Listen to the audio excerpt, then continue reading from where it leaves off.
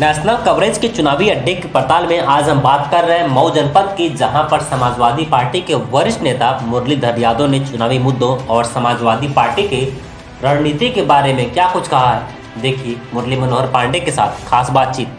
नमस्कार, मैं हूं मुरली मनोहर। आप देख रहे हैं नेशनल कवरेज। तो नेशनल कवरेज की चुनावी अड्डा में आपका स्वागत है। और अब हम पहुंच चुके हैं उत्तर प्रदेश के मऊ जनपद में, और हमारी मुलाकात जो है चुनावी अड्डे में आज एक खास मेहमान से होने जा रही है, जो कि लिटिल फ्लावर चिल्ड्रन स्कूल एवं कॉलेज के निदेशक हैं और माध्यमिक शिक्षक संघ वित्तविहीन गुट के उपाध्यक्ष और CBSE school managers association Uttar Pradesh के प्रदेश प्रवक्ता हैं और समाजवादी पार्टी के वरिष्ठ नेता हैं।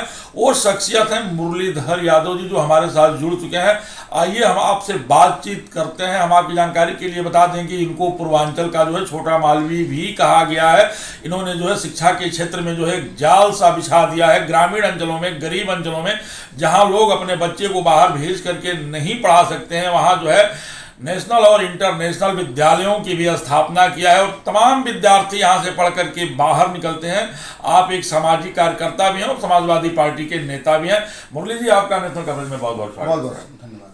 आज के चुनावी अड्डे में मैं आपसे पहला प्रश्न ये करना चाहता हूँ कि आपने जो शिक्षा के क्षेत्र में इतना बड़ा काम किया और लोग आपको पूर्वांचल का छोटा मालवी भी कहते हैं, इसके बारे में आपका क्या कहना है? देखिए, ये यात्रा तो बहुत पहले मेरे फादर ने शुरू की थी और इसके पीछे बस एक ही सोच थी कि मेरे पिता, हम लोगों की परवरिश एक गरीब परिवार में हुई थी, जहाँ पे खाने की दिक्कत थी, एजुकेशन तो बहुत दूर की बात थी। लेकिन जब पिताजी किसी तरह से पढ़ के और आगे बढ़े और फिर उनको ये एहसास हुआ कि नहीं, मुझे एजुकेशन सेक्टर में ही काम करना है, तो उन्होंने अपने जीवन की यात्रा शुरू की सरस्वती शिशु मंदिर में एज ए शिक्षक। उसके बाद धीरे धीरे ये कारवां बढ़ता गया और यहाँ के एक प्रसिद्ध डॉक्टर हैं, डॉक्टर एस एन खत्री साहब की प्रेरणा से और doctor S C Tiwari ji की प्रेरणा से हमारे विद्यालय की स्थापना हुई। और उसके बाद आदरणीय नेताजी मुलायम सिंह यादव जी ने मेरे पिताजी के कार्य को पहचानते हुए उस जमाने में जब कोई किसी की मदद नहीं करता था, तो एक बड़ी मदद करके हमारे विद्यालय को स्थापित का जो है विजय कुमार को टिकट दे दिया गया है।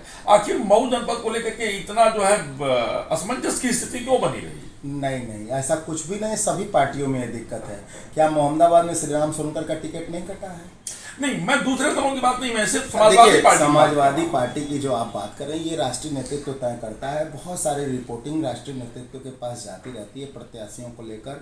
और जब हर पार्टी ये चाहती है कि उसका अच्छा से अच्छा प्रत्याशी मैदान में उतरे, जिससे कि वो विजय सुनिश्चित कर सके, उन परिस्थितियों में, और जैसा कि आप जानते हैं कि इस समय की पॉलिटिक्स में हम बार बार कहते जरूर हैं कि जातिगत समीकरण नहीं देखना चाहिए, सामाजिक समरसता की बात करना चाहिए, लेकिन कहीं ना कहीं जातिगत समीकरण भी साधने का प्रयास किया जाता है। मैं इससे अपने को और ना मेरी पार्टी इससे अपने को हम लोग अलग कर रहे हैं, क्योंकि ये सामाजिक ताना बाना है। और निश्चित तौर पर जिस तरीके से सभी पार्टियां अपने आप को जीत को सुनिश्चित करने के लिए प्रत्याशियों का सही चयन करने में कई बार प्रत्याशी बदलने भी पड़ते हैं, तो उस क्रम में अगर हमारे 2017 का अगर आकलन उठाया किया जाए तो 2017 में घोसी विधानसभा से सबसे पहले जो आज महामहिम हैं बिहार के फागू चौहान जी चुनाव जीते थे, जो इस समय वर्तमान में समाजवादी पार्टी से चुनाव लड़ रहे हैं दारा सिंह चौहान जी, जो है उस समय मधुबन विधानसभा से चुनाव जीते थे। और कहीं न कहीं जो है मोहम्मदाबाद सीट सुरक्षित से श्रीराम सोनकर भी चुनाव जीत गए थे। सिर्फ एक सीट मुख्तार अंसारी साहब यहाँ से जीते थे। इस बार के चुनाव में आपको क्या लगता है, क्या परिवर्तन होने? देखिए, इस बार तो समाजवादी पार्टी विधानसभा की ये चारों सीटें जीत रही है जी। ये आपको भी जानकारी है और सारे मीडिया को भी जानकारी है। बड़े बड़े चैनलों पर भी इसकी बातें हो चुकी हैं चुनावी चर्चाओं में और उनके एग्जिट पोल में। रहा सवाल लोगों के इधर से उधर जाने का, प्रत्याशी बदलने का, तो देखिए, प्रत्याशी बदलना, या जैसा कि दारा सिंह चौहान जी के बारे में आ रहा है, तो दारा सिंह चौहान जी पहले ही हमारी पार्टी के ही कार्यकर्ता और सदस्य थे और हमारी पार्टी ने उनको राज्यसभा में भेजा था। जब उनको समझ में आ गया होगा, फिर घर वापसी कर ली है। देखिए, जब निश्चित तौर पर जो भी राजनीति करता है उसको ये लगता है कि उसको समाज के लिए, अपने समाज की वो लड़ाई लड़ता है, अपने लोगों की लड़ाई लड़ता है, और वो उस लड़ाई को लड़ने में कभी कभी प्रयोग भी करता है। अगर उस प्रयोग में वो कहीं इधर उधर किन्हीं और पार्टियों में जाता है, कुछ विचार लेकर, कुछ सोच लेकर, जैसा कि इस चुनाव में, इससे पहले वाले चुनाव में कहीं ना कहीं सबके मन में ये बात जरूर थी कि मोदी जी आएंगे तो निश्चित तौर पर एक बहुत बड़ा बदलाव होगा। लेकिन क्या बदलाव हुआ? महंगाई कम हुई, महंगाई पर मार बहुत हुआ, अत्याचार, क्या महंगाई कम हुई? हमें तो वही पुराने दिन मिल जाए। अब तो जनता हम लोग से कहती है कि भैया वही पुरनका दिन वहाँ मिल जाता ठीक रहत, जब 60 रुपया का तेल पूरे भरा। प्रदेश में योगी जी ने 40 मेडिकल कॉलेज और ट्रामा सेंटर की स्थापना किया। मऊ में मेडिकल कॉलेज और ट्रामा सेंटर की स्थापना नहीं हुई है। अगर आपकी सरकार बनती है तो क्या मऊ में ट्रामा सेंटर बनेगा? देखिए, अखिलेश यादव जी की ये नीयत और नीति थी कि आज उसके वो उद्घाटन कर सके हैं। ये सारी योजनाएं राष्ट्रीय अध्यक्ष श्री अखिलेश यादव जी जब मुख्यमंत्री थे उत्तर प्रदेश के, तभी उन्होंने ये तय कर लिया था कि हर जिले में, उत्तर प्रदेश के प्रत्येक जिले में मेडिकल कॉलेज और ट्रामा सेंटर होंगे। उसी के क्रम में इन्होंने ये सारे उद्घाटन किए हैं। अगर आप ही ने एक बात कही कि मऊ में क्यों नहीं, अगर अखिलेश यादव जी ने मऊ में नहीं रखी थी आधारशिला, इसलिए मऊ में उद्घाटन नहीं हुआ। हमारी सरकार बनते ही हम सारे लोग वहाँ जाकर और यहाँ भी मेडिकल कॉलेज का शिलान्यास कराने का काम। मैं व्यक्तिगत मामलों में आना चाहता हूँ। आपने जिस तरह से यहाँ शिक्षा के क्षेत्र में विकास किया है, आप मेडिकल के क्षेत्र में विकास क्यों नहीं करना चाहते?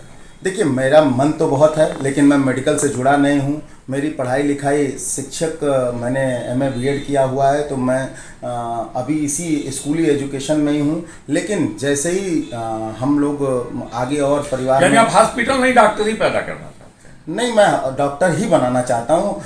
अगर डॉक्टर बन जाएंगे तो हॉस्पिटल अपने आप बन जाएगा। अपने आप बन जाएगा। अंतिम सवाल मैं आपसे करना चाहता हूँ, अगर आपको नेतृत्व करने का मौका मिलता है, आप भी टिकट के दौर में थे, आपने भी टिकट का डिमांड किया था, आप जिलाध्यक्ष के भी दौर में थे, आज नहीं कल वो डिमांड आपका पूरा हो सकता है, राजनीति में सब कुछ संभव है, तो आपका सबसे पहले अपने जनपद के लिए ड्रीम प्रोजेक्ट क्या है? देखिए, पहले तो मैं स्पष्ट कर देना चाहता हूँ कि मैं इस बार टिकट के दौर में नहीं था, क्योंकि राष्ट्रीय अध्यक्ष जी से जब हमारी बात हुई तो उस समय मैंने उनसे सिर्फ संगठन में काम करने की बात कही थी, और कहीं ना कहीं हम लोग संगठन में काम कर रहे हैं और उनको मजबूत करने का, पार्टी को मजबूत करने का काम कर रहे हैं। वक्त आएगा तो मैं भी चुनाव लड़ूंगा, और कोई भी, हर व्यक्ति ये चाहता है कि बलिया के रहने वाले हैं? नहीं, बलिया के रहने वाले तो मेरे दादाजी थे। मेरे पिताजी की कर्मभूमि मऊ है और मेरी जन्मभूमि नहीं मऊ है। नहीं, जन्मभूमि कर्मभूमि आपकी मऊ हो सकती है, जन्मभूमि आपकी मऊ हो सकती है, लेकिन वंश अगर देखा जाए तो बलिया से। बिल्कुल। आपका बलिया से कितना लगा? मेरा बलिया से उतना ही लगा है जितना माँ का बेटे से लगा होता है। और मऊ, बलिया या आजमगढ़ में मुरलीधर को बांटा नहीं जा सकता। मैं हर जगह जाना चाहता हूँ। उसी के क्रम में मैंने इन सारे जनपदों में अपने विद्यालयों को ग्रामीण अंचलों में खोलने का काम किया। मैंने आजमगढ़ में विद्यालय खोला है ग्रामीण अंचल में, तैबरपुर में। मैंने बलिया के भी, क्रीड़ापुर जो सबसे पिछड़ा इलाका था, वहाँ जहाँ के मेरे दादाजी थे, वहाँ पर भी मैंने विद्यालय खोला। और अभी आपके गाजीपुर में भी एक बहुत पिछड़ा क्षेत्र है, कासमाबाद, वहाँ भी मैं विद्यालय खोल रहा हूँ। तो आप BDC के मेंबर भी रहे हैं, अब ब्लॉक प्रमुखी का चुनाव भी लड़ चुके हैं जी। आप अपने चुनाव का अनुभव थोड़ा सा शेयर करें। देखिए, चुनाव तो चुनाव होता है, और मैं क्षेत्र पंचायत सदस्य रहा हूँ, इलेक्टेड मेंबर रहा हूँ, और एक तरफा, अगर एक तरफ से कहा जाए तो मैंने निर्विरोध ही चुनाव जीता। कोई भी प्रत्याशी अपनी जमानत नहीं बचा पाया था। और सबसे टिपिकल चुनाव, ग्रामीण प्रधानी और क्षेत्र पंचायत का चुनाव, सबसे जो कठिन चुनाव होते हैं चुनाव में, वो मैंने जीता था। तो कहीं ना कहीं लोग मेरे साथ हैं। और चुनाव हारना या चुनाव जीतना, ब्लॉक प्रमुखी का चुनाव, जिला पंचायत का चुनाव, बहुत एक टिपिकल चुनाव होता है, मायने नहीं रखता। लेकिन आप अपने होम डिस्ट्रिक्ट बलिया से चुनाव लड़े थे, नगरा विकास मंच से चुनाव लड़े थे। अगर आपको मौका मिलता है तो मऊ के साथ बलिया के लिए क्या करेंगे? देखिए, मेरी पहली प्राथमिकता मऊ जनपद है, क्योंकि मेरी जन्मभूमि मऊ है और मेरा इतना लगाव है कि मैं आखिरी सांस भी इसी मिट्टी में लेना चाहता हूँ। लेकिन राष्ट्रीय नेतृत्व अगर मुझे कहीं जिम्मेदारी देगा तो उत्तर प्रदेश में अगर मुझे कहीं की भी जिम्मेदारी देगा, मुझे छोटे से छोटे पद पर काम करने के लिए भेजेगा, संगठन के निर्माण करने के लिए भेजेगा, या किसी तरह की भूमिका देगा, तो उससे मैं कभी अपने को पीछे नहीं हटूंगा, क्योंकि मैंने हमेशा मेहनत करना और संघर्ष करना सीखा है। अंतिम सवाल, मैं आपको राष्ट्रीय राजनीति में ले चलता हूँ। अभी जो है गाजीपुर बॉर्डर पे किसान 1 साल तक आंदोलन किए, प्रधानमंत्री ने बिल वापस ले लिया। आप किसानों के लिए बिल वापसी पे और किसान आंदोलन पे क्या कहना चाहेंगे? देखिए, ये आंदोलनों का देश रहा है, ये गांधी का देश है, ये लोहिया का देश है, ये सुभाष चंद्र बोस का देश है। अगर हमारे यहाँ आंदोलन नहीं होते तो शायद हम आज एक गुलाम मुल्क में पैदा हुए होते। तो आंदोलन इस देश के जनक हैं। मेरा ये व्यक्तिगत बात है। और अगर कहीं गलती हो रही है, कहीं निष्पक्षता नहीं है, तो आंदोलन करने का राइट इस देश के हर नागरिक को संविधान में बाबा साहब भीमराव अम्बेडकर जी ने दिया हुआ। अंतिम सवाल, आपके पास सामाजिक सेवा करने की प्रेरणा किससे मिली? मुझे सामाजिक सेवा। आपने कई सामाजिक कार्य किया है। आप गरीबों को जो है, गरीबों के बच्चों को निःशुल्क शिक्षा देते हैं। आपके यहाँ जो विधवा हैं, जो असहाय हैं, उनको जो है आप रोजगार देने का काम करते हैं। लॉकडाउन में भी आपने उन तमाम गरीबों के लिए बहुत मदद किया। ये सारी प्रेरणाएं आपको मुरली जी कहाँ से मिली? ये सारी प्रेरणाएं मुझे अपने पिता से मिलती हैं, क्योंकि मैंने अपने पिता के साथ बहुत गरीबी के संघर्ष भरे दिन देखे हैं।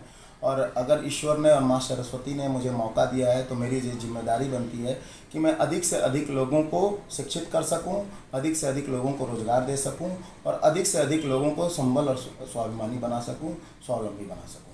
तो आप सुन रहे थे लिटिल फ्लावर चिल्ड्रन स्कूल एवं कॉलेज के निदेशक और पूर्वांचल के छोटे मालवी के रूप में अपनी पहचान बना चुके समाजवादी पार्टी के वरिष्ठ नेता मुरलीधर यादव को आपका स्पष्ट कहना था कि मैं नर्सिंग होम नहीं, हम हॉस्पिटल नहीं, अपने विद्यालयों से डॉक्टर पैदा करना चाहते हैं जो सिर्फ एक जनपद में नहीं, पूर्वांचल की तमाम जनपदों में जाकर के लोगों की सेवा कर सकें।